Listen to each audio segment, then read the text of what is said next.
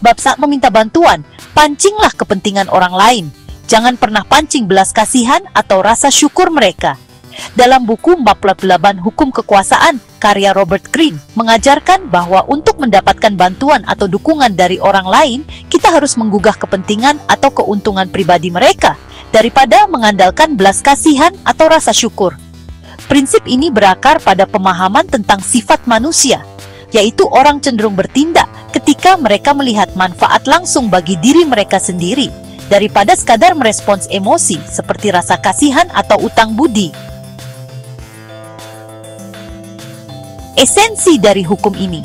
Hukum ini menggarisbawahi bahwa belas kasihan dan rasa syukur adalah emosi yang bersifat sementara dan tidak dapat diandalkan dalam hubungan jangka panjang. Sebaliknya, kepentingan pribadi adalah pendorong yang jauh lebih kuat, karena orang secara naluriah mencari cara untuk meningkatkan posisi atau keuntungan mereka. Ketika kita meminta bantuan, kita harus fokus pada apa yang bisa diperoleh oleh orang yang kita mintai bantuan. Daripada memohon atau mencoba memancing rasa bersalah, lebih baik kita buat mereka merasa bahwa membantu kita adalah keputusan yang bijaksana dan bermanfaat bagi mereka. Mengapa hukum ini efektif? Hukum ini efektif karena akan menghindari kita dari ketergantungan pada emosi. Seperti kita ketahui, emosi seperti rasa kasihan dan rasa syukur cenderung berubah-ubah. Seseorang mungkin merasa kasihan pada kita hari ini, tetapi tidak menjamin mereka akan merasakan hal yang sama di masa depan. Kemudian dengan menggugah kepentingan pribadi, kita akan memberikan alasan konkret bagi seseorang untuk membantu kita yang lebih berkelanjutan daripada dorongan emosional. Selain itu, memohon belas kasihan membuat kita akan terlihat lemah dan dapat merusak posisi kita dalam hubungan. Sebaliknya, menunjukkan bagaimana bantuan mereka juga menguntungkan mereka akan membuat kita terlihat strategis dan bernilai.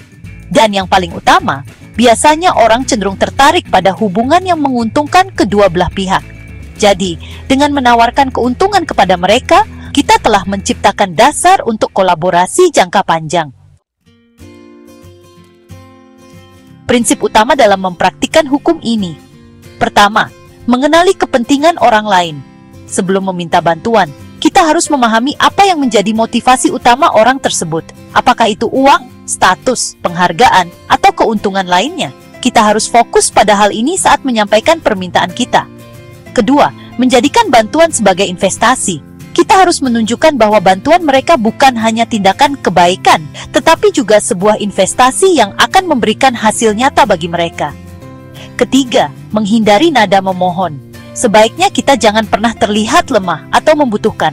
Sebaliknya, kita harus membuat permintaan kita terdengar seperti peluang, bukan beban. Keempat, menggunakan logika dan fakta, bukan emosi. Kita harus menjelaskan bagaimana mereka akan diuntungkan dengan membantu kita dengan menggunakan argumen logis yang sulit dibantah. Contoh penerapan. Pertama, dalam bisnis. Ketika mencari investor, kita jangan hanya berbicara tentang visi atau kebutuhan kita. Sebaliknya, kita harus menunjukkan potensi keuntungan finansial yang dapat mereka peroleh dengan berinvestasi dalam proyek kita. Kita harus memberikan data konkret seperti proyeksi laba atau contoh keberhasilan sebelumnya. Kedua, dalam hubungan profesional. Jika kita meminta kolega untuk membantu menyelesaikan proyek, jangan memohon pengertian karena kesulitan kita. Sebaliknya, kita harus menjelaskan bagaimana proyek ini akan meningkatkan reputasi atau peluang promosi mereka jika berhasil. Ketiga, dalam politik, politisi sering menggunakan hukum ini untuk memenangkan dukungan. Mereka tidak hanya meminta suara, tetapi mereka menjanjikan program atau kebijakan yang akan menguntungkan para pemilih. Studi kasus. Pertama, Niccolo Machiavelli. Dalam bukunya The Prince, Machiavelli menekankan pentingnya memahami kepentingan pribadi orang-orang di sekitar kita. Dia menunjukkan bahwa pemimpin yang bijaksana selalu memberikan alasan yang jelas mengapa orang lain harus mendukungnya, bukan hanya mengandalkan kesetiaan atau belas kasihan. Kedua, John D. Rockefeller. Sebagai salah satu pengusaha paling sukses di dunia, Rockefeller sering meminta bantuan atau dukungan dengan menunjukkan bagaimana orang lain dapat diuntungkan. Dalam negosiasinya, dia selalu menonjolkan keuntungan finansial atau peluang ekspansi yang dapat diperoleh mitranya. Penerapan dalam kehidupan sehari-hari. Pertama, saat meminta bantuan pribadi. Ketika meminta teman atau keluarga untuk membantu kita, kita harus memikirkan bagaimana bantuan mereka juga bisa menguntungkan mereka.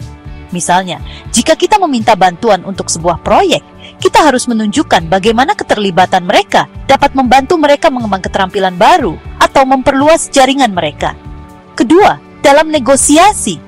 Jika kita membutuhkan konsesi dari pihak lain, kita jangan hanya fokus pada kebutuhan kita. Sebaliknya, kita harus tunjukkan bagaimana konsesi tersebut juga akan menguntungkan pihak lain. Ketiga, dalam jaringan sosial. Saat membangun koneksi dengan orang baru, kita harus fokus pada apa yang dapat kita tawarkan kepada mereka, bukan hanya pada apa yang kita butuhkan. Jadi, bab saat meminta bantuan, pancinglah kepentingan orang lain. Jangan pernah pancing belas kasihan atau rasa syukur. Mereka dalam buku Map 8 Hukum Kekuasaan, karya Robert Greene, mengajarkan bahwa untuk mendapatkan dukungan atau bantuan yang kita butuhkan, kita harus memosisikan permintaan kita sebagai sesuatu yang saling menguntungkan. Dengan memahami motivasi orang lain dan menawarkan nilai yang nyata bagi mereka, kita dapat mencapai tujuan kita tanpa harus mengorbankan harga diri atau mengandalkan emosi yang tidak stabil. Hukum ini menegaskan pentingnya pendekatan strategis dalam membangun hubungan dan meraih kekuasaan. Untuk mendapatkan buku Map 8 Hukum Kekuasaan karya Robert Greene, klik tautan pada deskripsi video ini untuk melakukan pembelian secara online di bellbook.com. Bellbook.com adalah toko buku online yang sudah berdiri sejak tahun 2009 dan melayani pengiriman ke seluruh wilayah di Indonesia.